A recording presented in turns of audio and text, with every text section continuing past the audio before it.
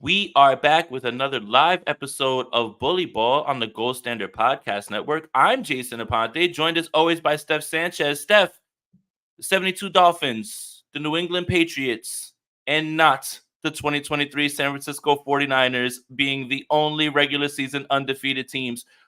Would you say that our viewers should crack each other's heads open and feast on the goo inside? Well, you already know that's what they're gonna do regardless. But we're gonna be level headed here as we always are on the Bully Ball Show. I'm sure we'll have some bullying reserved for certain players. I'm sure Jay's gonna cook at some point, Nope, but nope, no. Okay, nope, that was just for the nope. instant reaction show on Nope. his channel. Yeah. Make No, sure no, you no. I guys got check I got that. it all out the way. I got it all out the way, honestly. I really did. Those are very therapeutic for me. Yeah, I bet. But yes, the 49ers did fall to the Cleveland Browns. Let's give some credit to the Cleveland Browns. I believe that Yeah. they have the best defense in the NFL. I don't want arguments about the Dallas Cowboys. I don't even really want arguments right now by the San Francisco 49ers. Jim Schwartz continues his dominance over Kyle Shanahan. That is something that is very intriguing and interesting. But overall, this was just the 49ers were out of sync. And it was a perfect Mhm. storm of circumstances that would lead to a first time loss. And this is why when people brought up 17-0, oh, they can run the table, there's always these games. And you never can really explain them, right? I don't think anybody believes that the Cleveland Browns are better than the San Francisco 49ers, but that doesn't have to be the case for you to have a loss on Sunday. And that's what happened. So you have a game where the offense is out of sync. You have injuries. It's a little rainy. Brock Purdy's missing throws. There's drops. There's penalties. These type of games will happen. Spoiler alert, there'll be other games like this as well. But let's start with the thing that everybody seems to be jumping on is Brock Purdy's performance. And now this is some sort of gotcha, told you so moment. Steph, I don't feel that way. I've got a different take. What do you think about Brock Purdy and his performance? Yeah, my feelings about Brock are unchanged from this game. I mean, and we saw he had those opportunities where he could have changed the game. They could have made some big throws in big moments, and they just didn't fall. It reminded me a bit of the week 2 game where he missed guys downfield a few times. What did he do in the games after that? He had some great games. And look, we were all waiting for the shoe to drop with Brock, man. Like he was going to have a bad game eventually. The 49ers were going to lose with him at quarterback eventually. Okay. So you feel better knowing that at least it was a full team loss. We can't put this loss on just one single player. We can't put it all on Brock Purdy, right? I think there were a lot of things that went wrong in this game. So at least we if we are gonna hang our hat. What's the saying? Hang your If hat we're on something. it's gonna be on the fact that it was a full team loss, and it's probably gonna be few and far between that we see a full team loss like that because I think the team is also built for if Brock Purdy didn't have his greatest game, other units would then step up in other games. But like I said, this is a full team loss. I'm not putting it on Brock. My feelings don't change on him. I think he's still a great quarterback. I think he remained poised in this game despite like the amount of pressure that he got. I think he was pressured on like 47% of his dropbacks.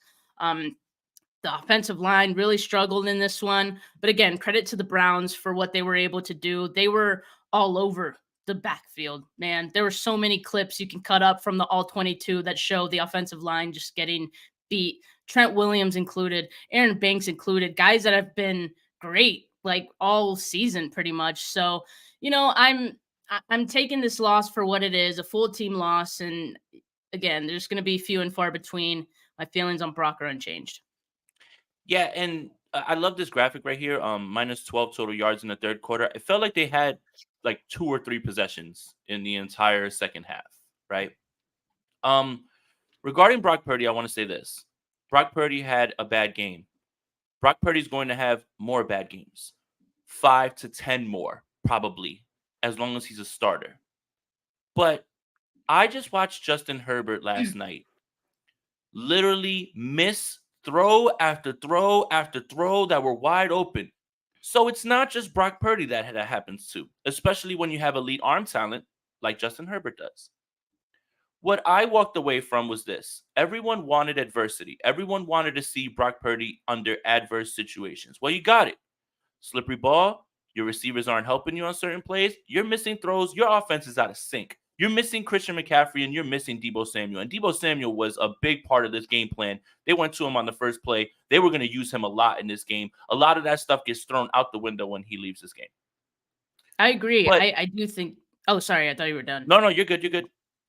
No, I was just gonna say I agree that I think they were gonna use Debo a ton, and it feels like there was a bit of a like shock almost from Kyle Shanahan's side on like the. I don't want to critique the play calling because we only know so much as fans, but it felt like they couldn't really adjust from that point on when Debo and like Christian McCaffrey went out of the game. Right. And regarding Brock, all of those things, right, are true. Not your best game. Weather is poor. Drops. Injuries. All of those things are true. But when you're given the ball with a minute and change, and I don't want to hear about penalties keeping that drive alive, because if the penalties keeping the drive alive is how you're trying to describe Purdy on that last drive, then stop holding the defense accountable when Tashawn Gibson gets called with a bogus bullshit, a targeting call and another holding call on Ward that kept that drive going, because that drive would have been sunk right there, right? But you want to blame the defense for not getting stops at the end, right? So you can't have it both ways, because there's still a throw to Ayuk that he's able to take. You still have to get him the ball. Ayuk didn't throw it to himself. And then the same thing with Jennings on the sideline. It was a great play. Look, you're given the ball with a minute and change, and you do what every other great quarterback who has ever done. I've had people tell me that Adam Vinatieri is the reason that Tom Brady has a bunch of Super Bowls, as if Adam Vinatieri was the one who got them down the field and got them into field goal range. See where I'm going with this? All Brock Purdy could do was get them into field goal range with that last drive. So what I was looking at was, I was looking at a guy who had all of these things stacked against him, wasn't playing his best game, was going up against the best defense in the NFL. And yet, when he was given the ball with the last chance, he and the offense got into field goal range, and that's all you can ask for. He can't kick the football either. So my takeaway is this. I feel better about Brock Purdy.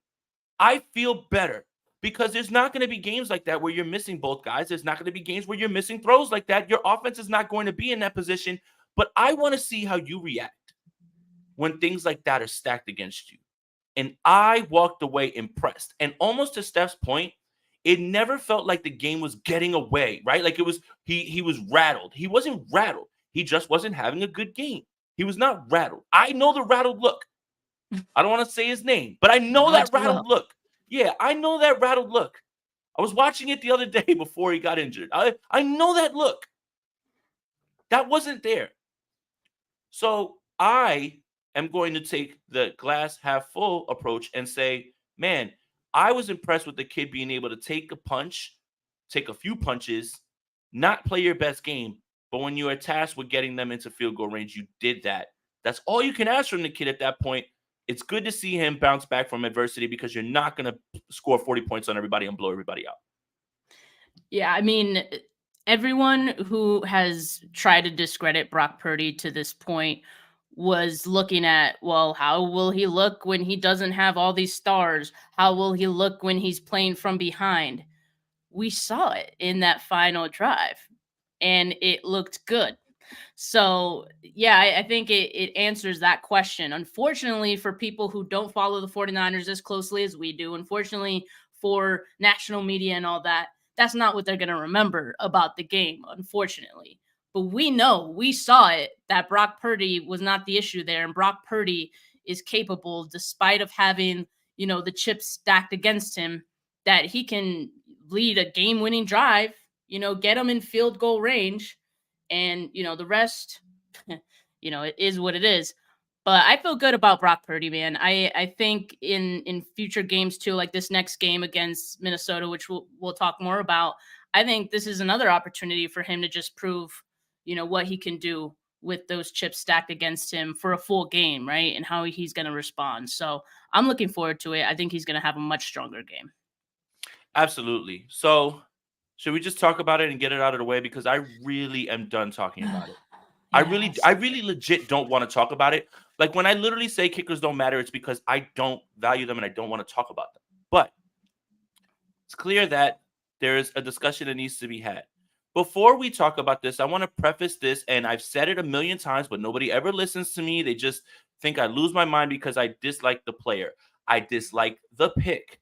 I dislike the positional value, okay? For instance, the Dallas Cowboys have an undrafted rookie kicker who has not missed a kick. The value is perfect. You didn't invest a draft pick. You found someone who makes all the kicks. If I want to make one more point about it, the right tackle for the Cleveland Browns was on the board, and the San Francisco 49ers took a kicker. And that right tackle was highlighted by Brian Baldinger for having a very good game. Draft football players, do not draft kickers. One last point. The only other team that drafts kickers is the New England Patriots, and Bill Belichick's offense is absolute dog shit. Maybe if you drafted a wide receiver who could separate, maybe if you drafted a lineman who could block, a running back who could run the football, a tight end, possibly a defensive player, your team would look better. But yet, it's Bill Belichick. He drafts kickers. We should listen to that. He's the only other one.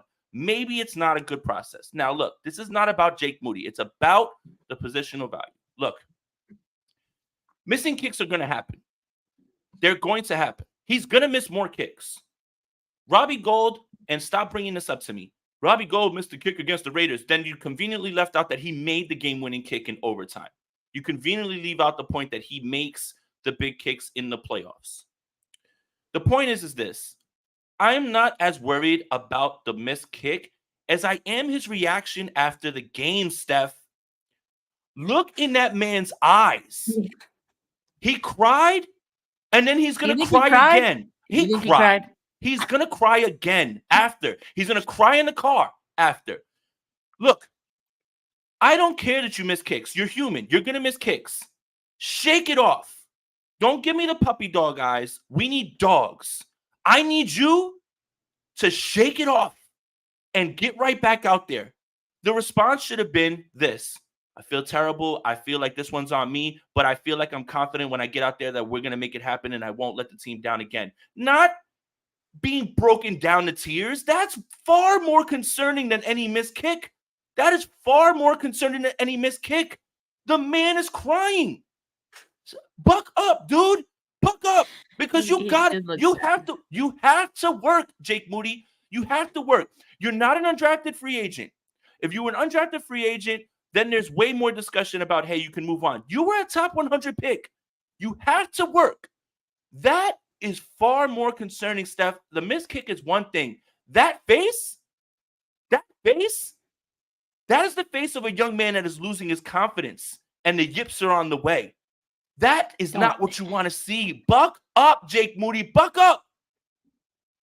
It's tough.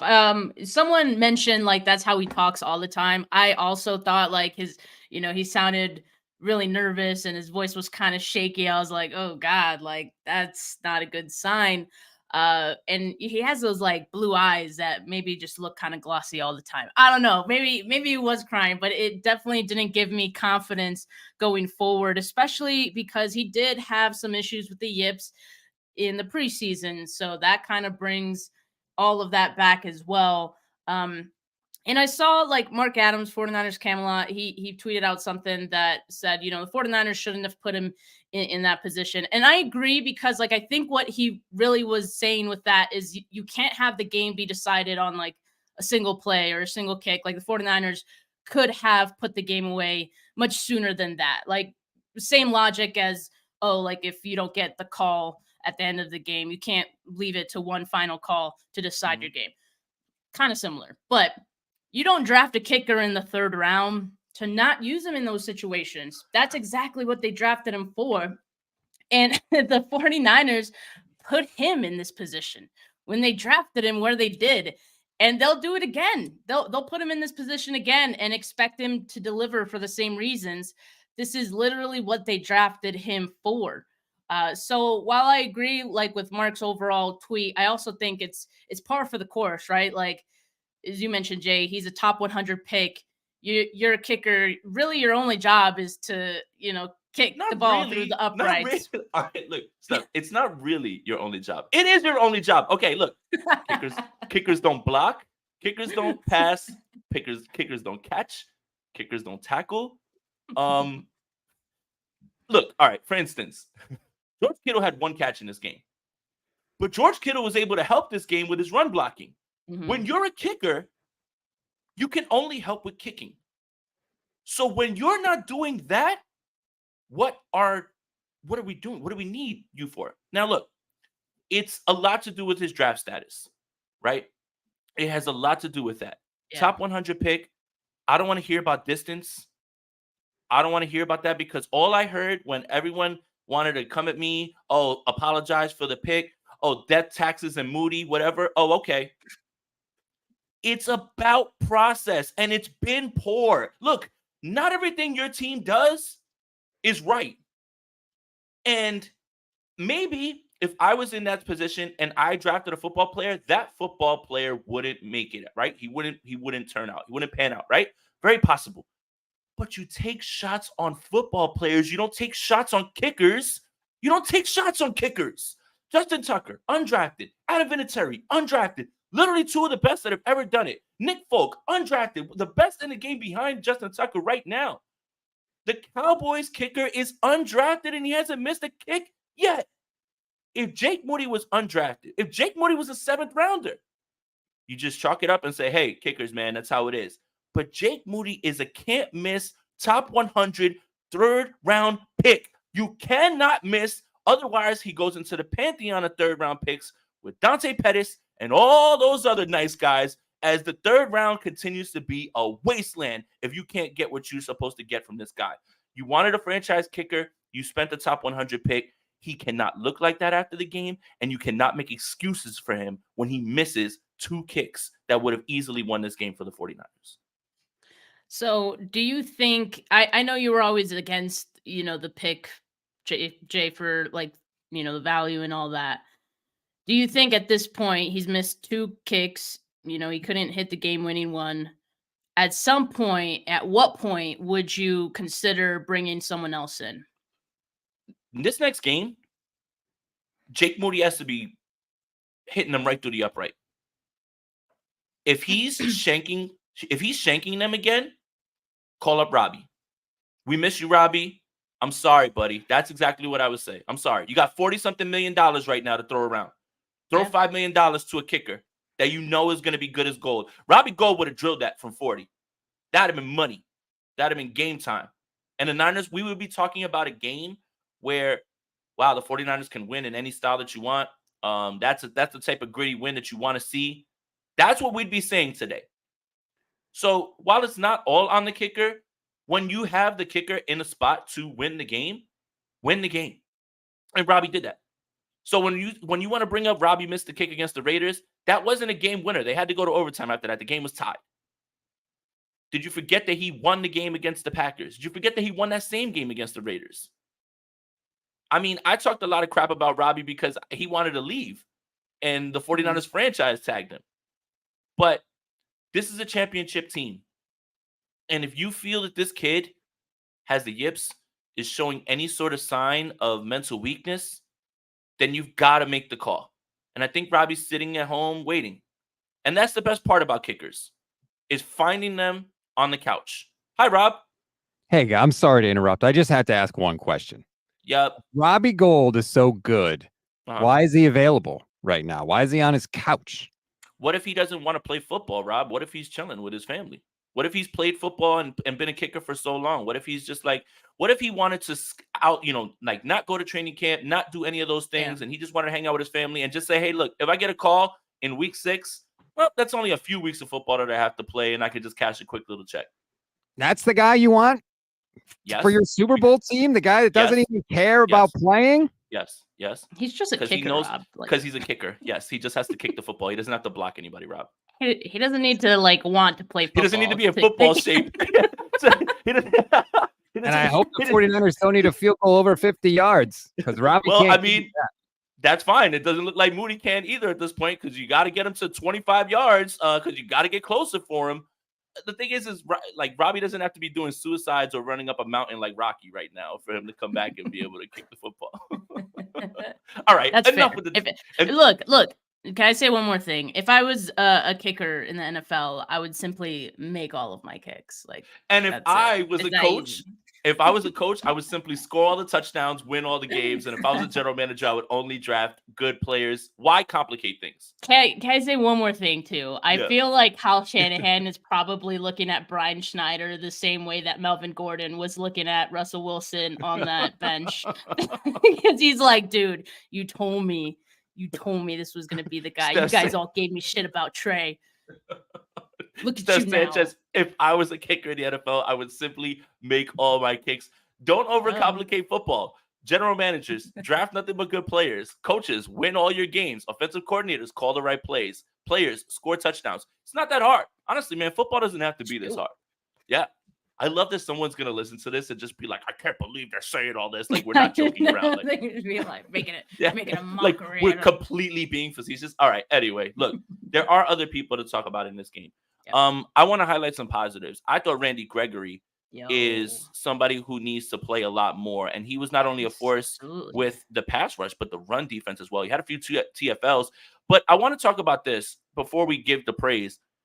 The Drake Jackson thing is not working right now, Steph. I don't know where this young man is gone. That 3-sack game was a mirage. And I kind of thought it was because, again, Eric Armstead was sending guys his way.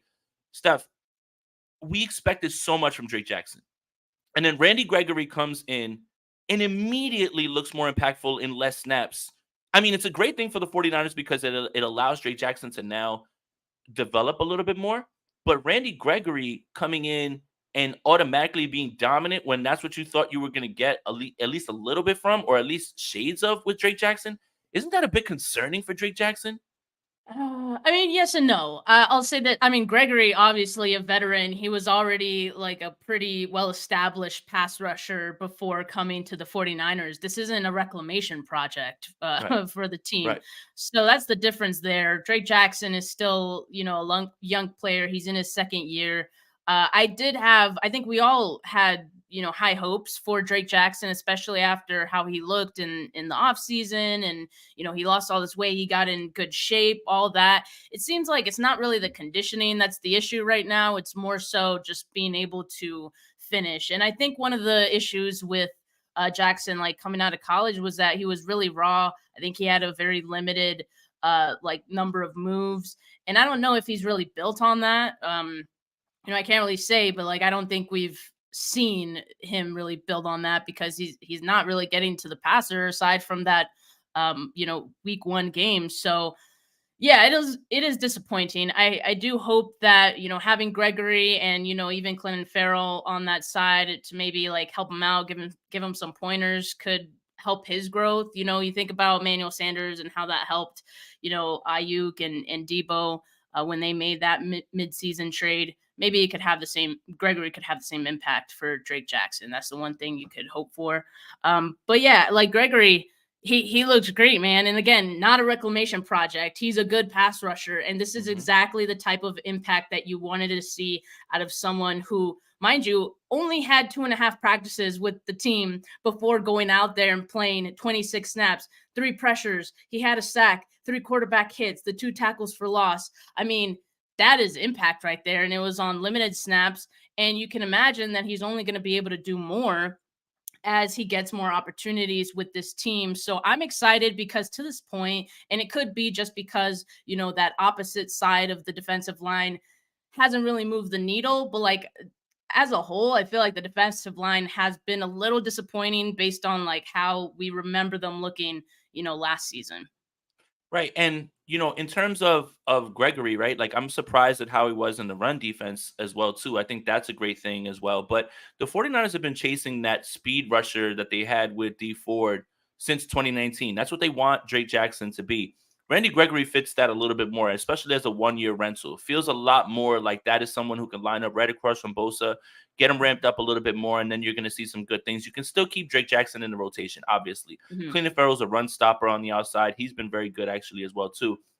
I want to give love, because everyone's giving love to Diamador Lenore for the interception, Javon Kinlaw blew up that play and was the reason that PJ Walker had to let that thing go as quickly as possible. Javon Kinlaw, again, the highest graded pass rusher situationally. I don't care if it wasn't a sack.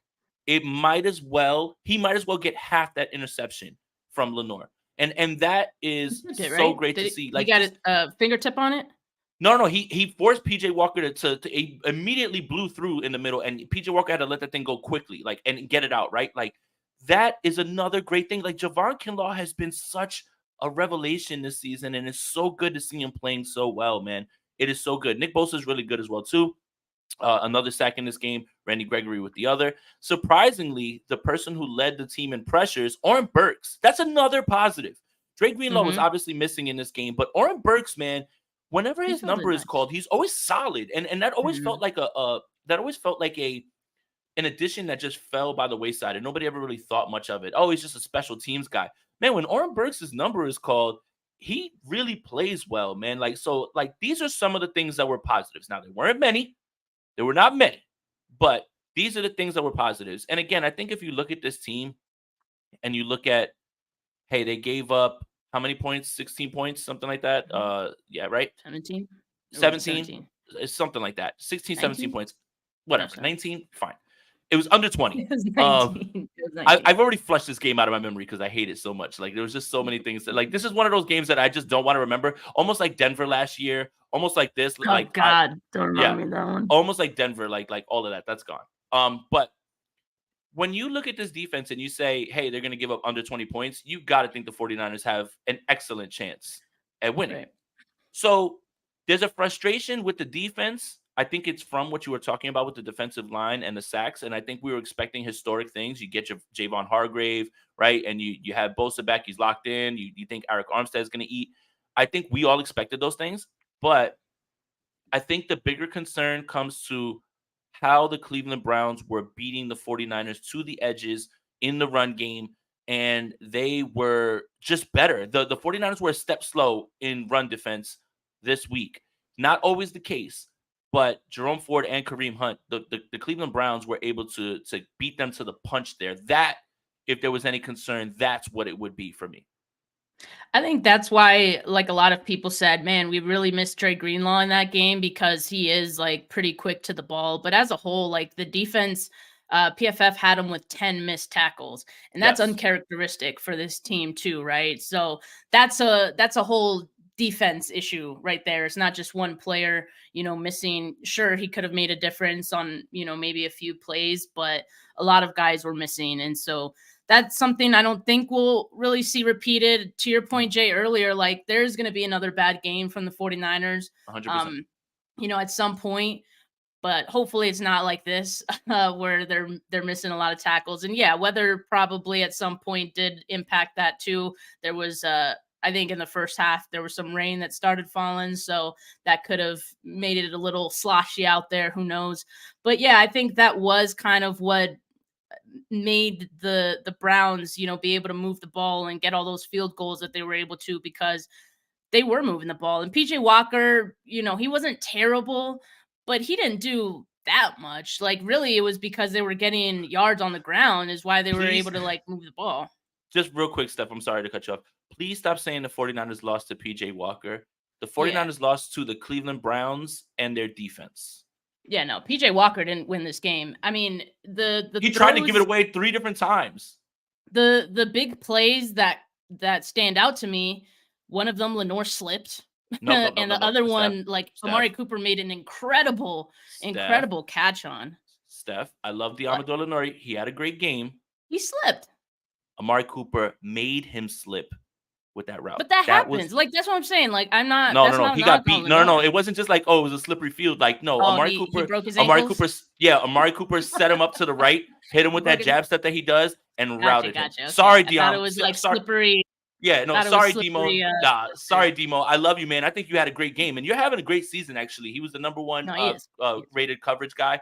But yeah, you got to take the L there. Amari took your soul right there. That's it. I'm sorry. Oh, no. Thanks for the clarification. All right.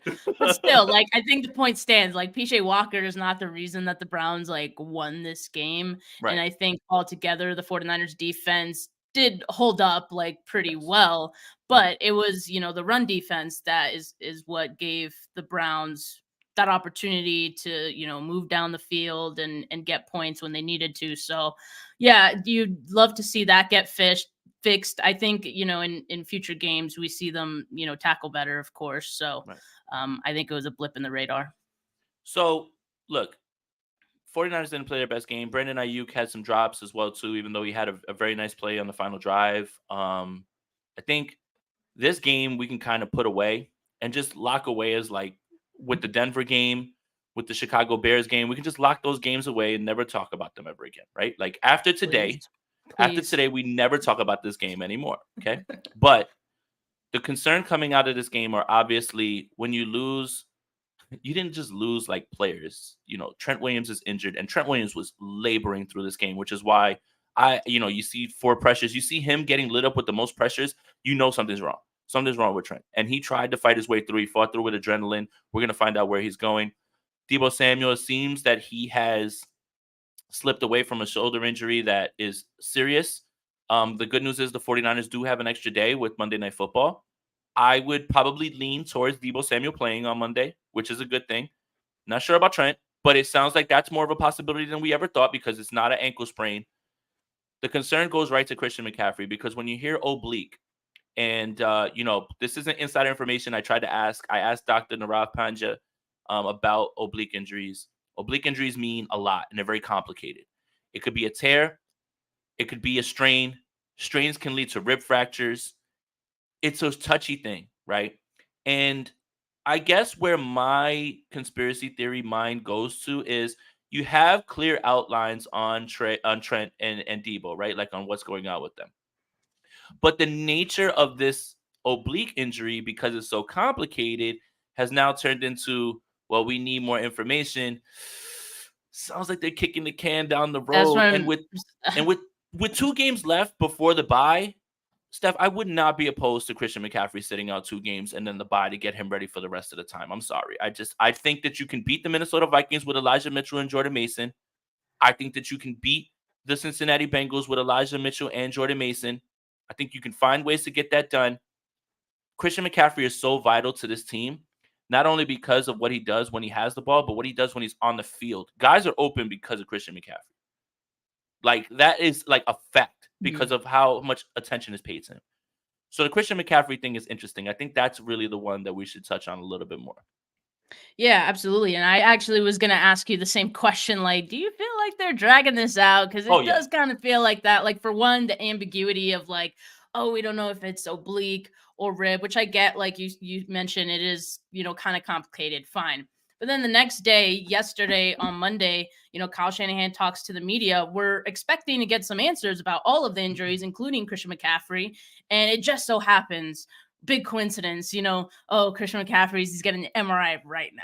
So I can't tell you what's going on quite yet. Right yeah, literally as I'm in the podium, he's literally getting his. So Kyle Shanahan gets his itinerary.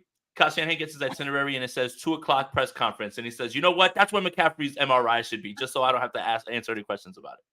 It just feels weird because, like, I also saw Adam Schefter report it could be anywhere from 1 to 2 games that he misses or none at all, which again, doesn't really give you much. That seems like quite the range there. And so the lack of information is scaring me. I'm cool, Jay. If they did rest him for a couple of games, I think we would all be fine with that. But the secrecy is making me nervous a little bit. And I wish they would just say it. If he had, is this, you think, to throw off the Vikings a bit or to just have them prepare for McCaffrey to be out there? What are they doing?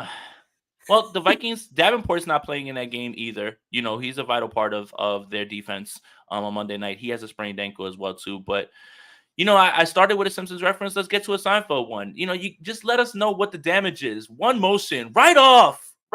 Just tell us what it is, man. Just let us know. But look, you can beat the Vikings. You can beat the Bengals without Christian McCaffrey. Just rely on those other guys that you have on your team, Deebo Samuel, Brandon Ayuk, George Kittle. Those are pretty good football players as well, right? The Trent Williams thing is something where we want to make sure that is not an extended thing because I would argue that up there with Christian McCaffrey is Trent Williams. Like Trent Williams cannot miss games, cannot miss many games. He literally said, and I don't know if this is a good thing or a bad thing, like him being a good teammate, I didn't want Jalen Moore to go out there. And I was just like, wait a minute, that's like a backhanded compliment. Right, like that's nice and all, but oh my God, wait. No. He's like, nah, he can't handle it. No, he can't handle it. No, like I don't know if you saw though in the game, the third snap of the game, I believe, Myles Garrett's doing the basketball thing again. He's doing the crossover thing again. I was just like, yo, he's playing around like in this game. But look, the Trent Williams thing is just as important right up there with Christian McCaffrey. Again, I think you give him the 3 weeks, the 2 games, and the bye week, and you get him ready to rock for the stretch run. This team, we're not used to this team being this good this early.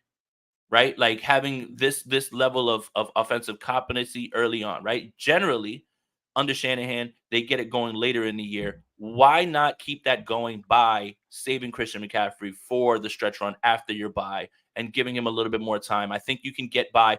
Elijah Mitchell, man, I'm looking at you, buddy. It's time for you to stay healthy and play football games. I don't want to hear it anymore. You've missed more games than you've played. It is time for you to play football games. And Jordan Mason, I would love to see more, but I have a feeling they're going right back to Elijah Mitchell. Elijah Mitchell, 2 games, buddy. Can you give me 2 back-to-back? 2 of them. Just 2. I'm not asking for the rest of the year. 2 games. 2 games where you can play football and leave the game uninjured, please. Well, Kyle kind of hinted as much as like Elijah's going to be the first man up with McCaffrey presumably out, and he said that Mitchell has earned a ton with SF, when he's healthy, which is true. Like he has, and you can definitely make the argument. When it comes to pass protection, all the extra things that a running back is asked to do and dependent on to do outside of just having the ball in their hands and running the football. I think we could say Elijah Mitchell does better than Jordan Mason at this point in time.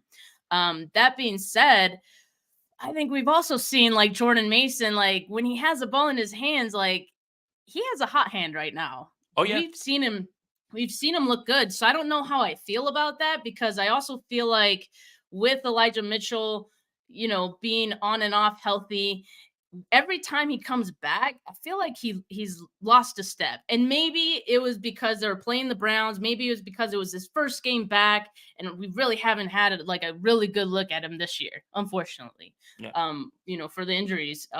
So I don't know. Like maybe I really hope he hasn't lost a step, because if he is the same guy that he was, I think he's capable of being a really good running back. He is when he's healthy. He's a good running back. So I would like to see it. And I just want him to, like you said, stay healthy, please. That's it. Please, just make it through the game. Please just make it healthy. through the game. Just make it. You know what? In practice, put him in bubble wrap. Don't even let him practice at this point, because that's where this injury came from. The injury didn't even come in the game. The injury didn't even come in the game. It came in practice. But as far as Mason is, of course, we want to see more. But I do think, again, they value him so much on special teams as well.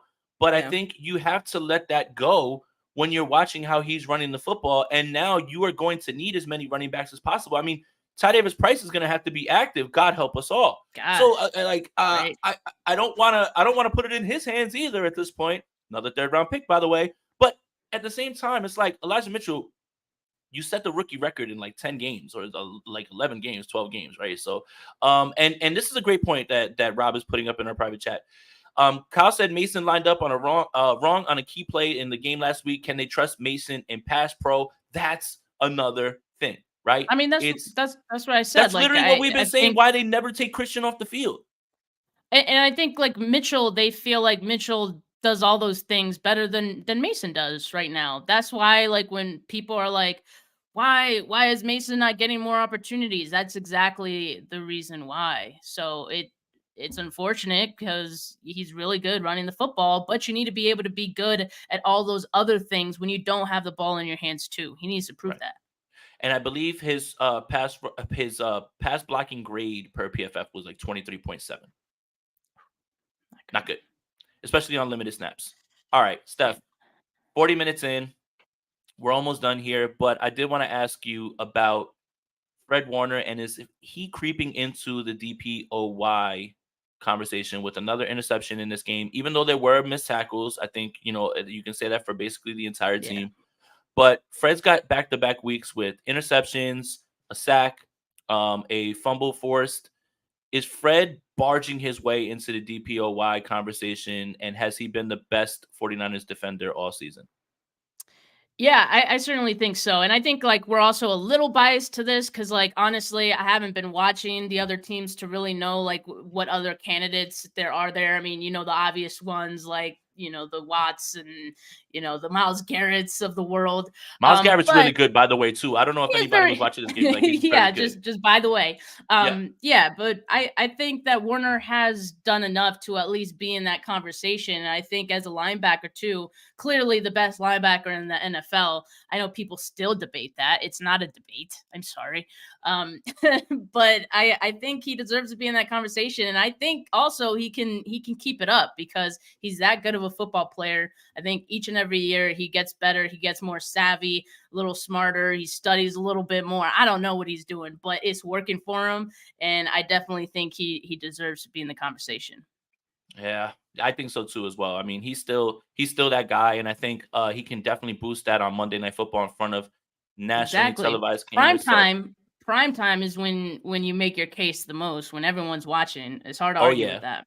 big Fred Warner game on the way. I'm jumping out on a limb here. I'm really taking a risk by saying that Fred Warner is going to have a really good game. Only the hottest takes and the biggest risks here on Bully Ball. Make your bets, thank you guys people. Right. Keep it, we try to keep it level-headed, but sometimes you just got to jump out on a limb and say that Fred Warner is going to have a really good game on Monday Night Football. But that'll do it for us on the Bully Ball podcast on the Gold Standard Podcast Network.